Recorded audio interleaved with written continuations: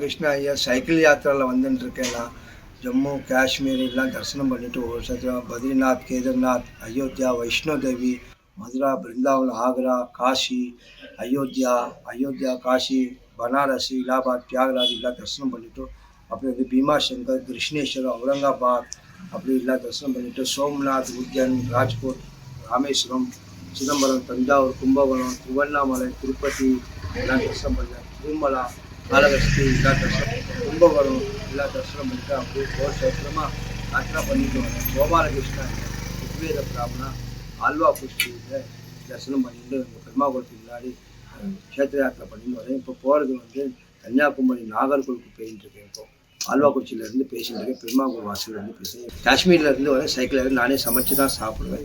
அரிசி, சிறுபருப்பு, உப்பு, புளி எல்லாமே வச்சுட்டுருக்கேன். பாத்திரம்லாம் இருக்குது. ஹோட்டலெல்லாம் சாப்பிட மாட்டேன். ஏதோ நிம்மர்த்தியில் ஒரு காப்பி டீ சாப்பிட்டு நான் மாட்டுக்கு யாத்திரை பண்ணேன். கங்கா, ஜமுனா, கோதாவரி எல்லாம் ஸ்நானம் பண்ணிட்டு அவரை க்ஷேத்திர யாத்திரை பண்ணேன். வாழ்க்கையிலே முதல் தடவை போய்ட்டு வரேன். உங்களுக்கு சொந்த சைக்கிள் மேப் ரூட்டோடு வரேன். உங்களுக்கு சொந்த ஊர்? எனக்கு அப்பா அம்மாவுக்கு ஊரில் இதே ஆல்வாக்குறிச்சி ஊர் தான். நான் பிறந்த ஊர் வந்து தென்காசி ஊர். எங்கள் அம்மாவுக்கு வந்து ஹரிப்பாடு மன்னார் சாலை, கேரளா பக்கம். எங்களுக்கு செங்கோட்டை, கேரளா. அந்த பேச்சுவார்த்தை வந்து வித்தியாசமாக இருக்கும். எனக்கு அப்பா அம்மா அக்கா தங்க எல்லாம் 2 பேரும் எல்லாம் தவறி போயாச்சு. இல்லை சின்ன வயசுலேயே தவறி பார்த்தேன். நான் வேத பாடசாலை அத்தியானம் பண்ணிட்டு இருந்தேன். குளித்தலையில், திருச்சி அம்மங்குடி குளித்தலை கருணாநிதி பட்டம் எடுத்த ஊரில் வந்து அத்தியானம் பண்ணிட்டு இருந்தேன்.